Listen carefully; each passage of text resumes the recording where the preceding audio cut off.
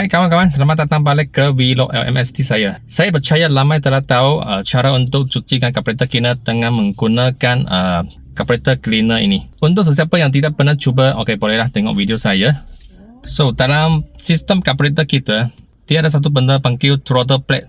Dia macam pintu tutup dan buka. So, lama-kelamaan pintu itu akan mengumpulkan kotoran, dan bila throttle plate itu kotor akan menjejaskan prestasi enjin. Contohnya, enjin akan rasa bergegar sikit semasa idling, ataupun pickup rasa lembut sikit. So kalau macam tu, kita boleh cubalah cuci dulu carburetor cleaner. Jom kita tengok.